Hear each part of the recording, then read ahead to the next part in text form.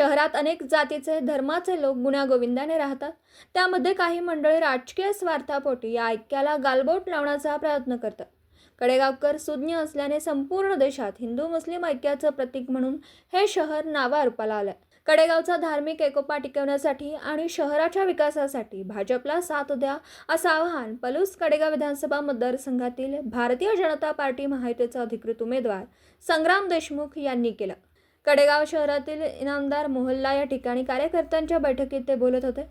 येथे मुस्लिम समाजाने संग्रामसिंह देशमुख यांना जाहीर पाठिंबा दिला. यावेळी मुस्लिम समाजातील भाजपचे कार्यकर्ते शौकत पटेल, सलीम इनामदार, गणीभाई तांबोळी, दिलावर इनामदार, आशफाक पठाण, सादिक इनामदार, समीर इनामदार, सलामत पटेल, हाजी खुदाबख्श इनामदार, सत्तार तांबोळी, नजीर सत्तार, आलम शेख, इक्बाल तांबोळी, बाबूभाई शेख, कडेगावचे नगराध्यक्ष धनंजय देशमुख, उपनगराध्यक्ष अमोल डांगे, ज्येष्ठ नेते चंद्रकांत देशमुख यांच्यासह हिंदू मुस्लिम बांधव प्रमुख उपस्थित होते. संग्राम देशमुख म्हणाले, कडेगाव शहर ही आमची राजकीय राजधानी आहे असं काही मंडळी म्हणतात. मग आजही कडेगाव शहरातील नागरिकांना पिण्यासाठी स्वच्छ पाणी मिळत नाही. शहरी भागातील सुविधा मिळत नसून विरोधकांनी सत्तेचा उपयोग फक्त पद भोगण्यासाठी केला. त्यामुळे कडेगावच्या जनतेने परिवर्तन घडवलं. शहरात प्रति माणसे 55 लिटर पिण्याचे स्वच्छ पाणी आपण देणार आहोत. शहरात अनेक जातीचे धर्माचे लोक गुण्यागोविंदाने राहतात. त्यामध्ये काही मंडळी राजकीय स्वार्थापोटी या ऐक्याला गालबोट लावण्याचा प्रयत्न करत असून कडेगावकर सुज्ञ असल्याने संपूर्ण देशात हिंदू मुस्लिम ऐक्याचं प्रतीक म्हणून हे शहर नावारूपाला आलंय.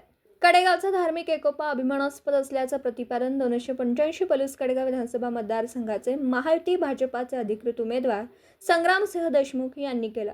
यावेळी समस्त मुस्लिम समाजाच्या वतीने संग्रामसिंह देशमुख यांना मुस्लिम समाजाच्या वतीने पाठिंबा देत सत्कार करण्यात आला. पुढे बोलताना संग्राम देशमुख म्हणाले, कडेगाव शहराला अद्याप उन्हाळ्यात दुष्काळाचा सामना करावा लागतो, पण तोही प्रश्न आम्ही मार्गी लावला असून यापुढे कडेगावला वेगळ्या वेळी आवर्तन मिळणार आहे. कडेगाव औद्योगिक वसाहत ही हेळसांडणा कुणामुळे झाली हे सर्वांना माहीत आहे, पण काळजी करण्याची गरज नसून पुढील 5 वर्षात 5,000 कोटीचं मोठं मदर युनिट कडेगाव औद्योगिक वसाहतीत आणण्याचा मानस केला. विरोधकांच्या 200 पाणी विकास कामं पुस्तकात सर्व आमची कामं आहेत. विरोधकांनी खरंच विकास केला असता तर त्यांना असं नोकऱ्यांचं अमिष्ट वाटत दारोदारी फिरावं लागलं नसतं. जनता विरोधकांच्या कामावर समाधानी नाही. देशात भाजपा महायुतीचं सरकार आहे. राज्यातील शेतकऱ्यांना महायुती सरकारने वीज पूर्णपणे मोफत दिली आहे. लाडक्या बहिणी योजनांचा लाभ थेट महिलांना मिळाला. त्यामुळे सर्वसामान्य जनता युती सरकारच्या कामगिरीवर खुश असून राज्यात पुन्हा भाजपा महायुतीचं सरकार येणार आहे. त्यामुळे मतदारसंघाच्या चौफेर विकासासाठी एक वेळ संधी द्या. मतदारसंघाचा चौफेर विकास करणार असल्याची ग्वाही संग्रामसिंह देशमुख यांनी दिली.